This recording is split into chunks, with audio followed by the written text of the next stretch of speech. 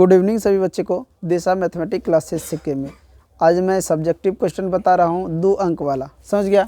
तो ये लिखा हुआ है, देखो वास्तविक संख्या, इसी चैप्टर से ये 2 क्वेश्चन लिए हैं जो उसकी सब्जेक्टिव है और इसमें जो है अंक जो मिलता है वो 2 नंबर मिलता है।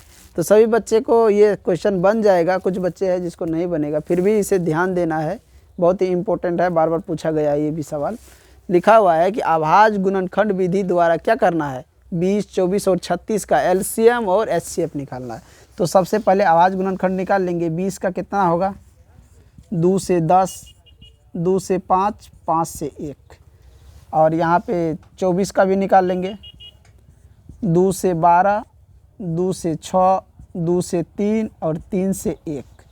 उसी प्रकार 36 का भी निकाल लेंगे, 2 से 18, 2 से 9 और 3 से 3, 3 से 3।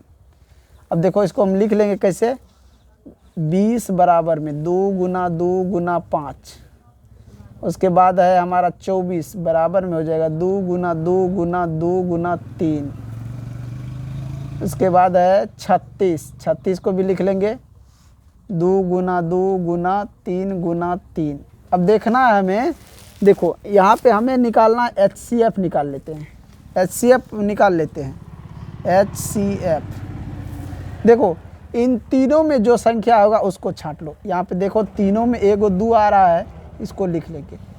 ये भी 2 आ रहा है तीनों में, इसको भी लिख लेंगे। अब ऐसा कोई संख्या है जो तीनों में आ रहा है, नहीं आ रहा है, तो एचसीएफ कितना हो गया, 4। समझ में आया। बात करें एलसीएम की, एलसीएम। अब देखो जिसमें जो अधिक बार आया हो उनको पहले लिख लो। अब इसमें देखो 2 बार है, 3 भी 2 बार है, इसमें 2 जो 3 बार है, 1 बार 3 है, तो इसमें का 2 ले लो, इसमें का 2 ले लिए। अब 3 की बारी है तो इसमें 2 बार है, इसमें 1 बार है, तो इसको ले लो, 3 गुना 3। अब देखो अब बच जाता है 5, तो 5 को ले लो। या समझे या क्या किया हूँ, यानी कि जिसमें सबसे जो अधिक बार आया है उसको पहले निकाल लिया। इसमें 2 जो है सबसे अधिक बार आया, तो इस सभी 2 को हम ले लिए। अब बच गया 3 और 5, तो 3 जो है इसमें आया है 2 बार, इसमें 1 बार, तो इसको ले लिए 2 बार को। अब बच जाता है 5, तो 5 को ले लिया। अब सभी को गुना कर दो, 2 दूना 4, 4 दूना 8, 8 तिया 24, और 24 तिया कितना होता है, 72। अब 5, 5 दूना 10, 7 पंचे 35, 360। यानी एचसीएफ 4 निकला और एलसीएम 360। ये हमारा आंसर हुआ, समझ गए। तो बनने में कोई दिक्कत नहीं।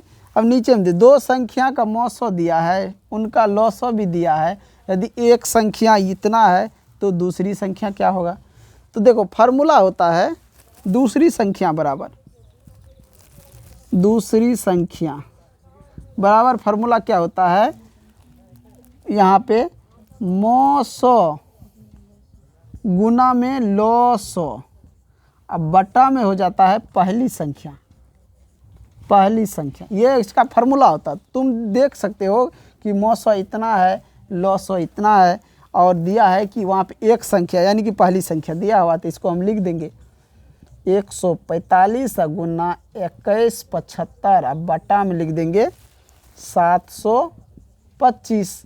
अब हम काटेंगे यहाँ पे 5 से, 5 दूना 10, 9 पचे 45। इसको 5 से काटेंगे, 5 का 5, 5 दूना 10, पचे 25, 125।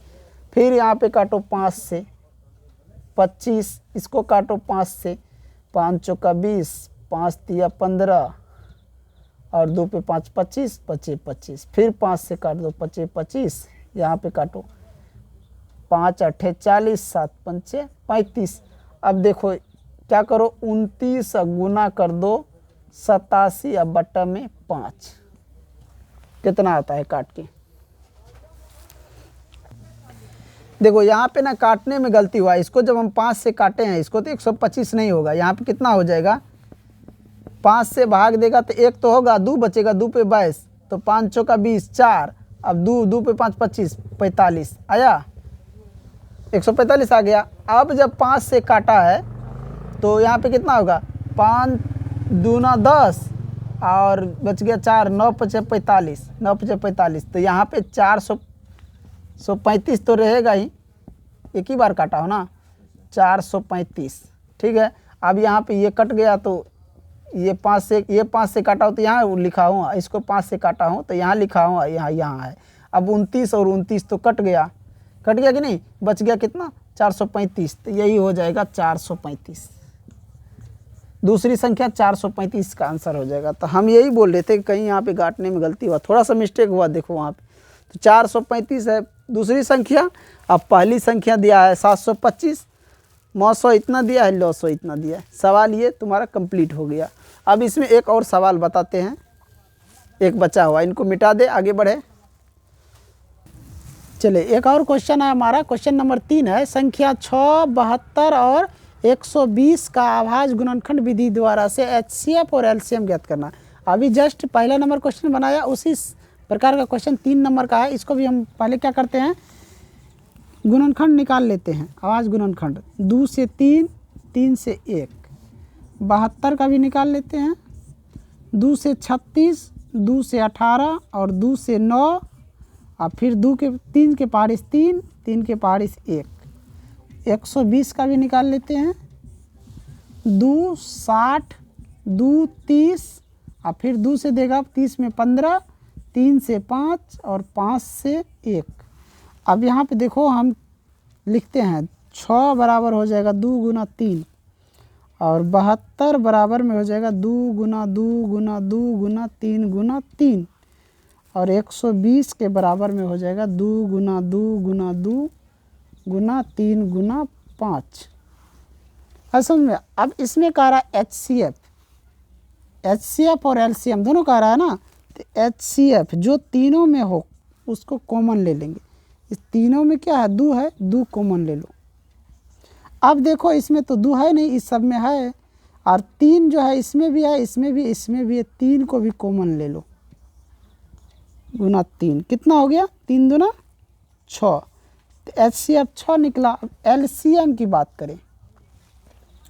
अब देखो LCM की बात हम क्या बोले कि जो अधिक बार जिसमें आया है उसको पहले लेंगे। इसमें देखो 2 जो है 3 बार है, इसमें भी 2 है 3 बार, है कि नहीं। लेकिन इसमें 3 एक बार है, इसमें क्या है 2 बार है। तो इसको यहाँ से यहाँ तक हम ले लेते हैं। यहाँ पर हम लिखेंगे 2 गुना 2 गुना 2 गुना 3 गुना 3। 3 तो आ गया, अब बच जाता है 5, तो इसको भी ले लेंगे 5। गुना करो, 2 दूना 4 दूना 8, 3 24, 3 72, 5, इसका भी कितना आता है 360। HCF 6, LCM 360। आया समझ में ये क्वेश्चन। तो इन्हीं के साथ मैं इस वीडियो को एंड करता हूँ। और जो भी बच्चे नए हो चैनल को सब्सक्राइब और लाइक करें, ज़्यादा से ज़्यादा शेयर करें सभी दोस्तों में। और वीडियो अच्छा लगे हो, क्वेश्चन समझ में आए हो तो कमेंट बॉक्स में S और नो लिखिए, समझ गया, ताकि हमें भी समझ में आए कि बच्चा समझा है या नहीं समझा है। अगर कहीं समझ में नहीं आ रहा है तो वहाँ पे लिख के बताइए ये क्वेश्चन नहीं समझ में आया, ताकि फिर से उसको हम बनाए। समझ गया, धन्यवाद।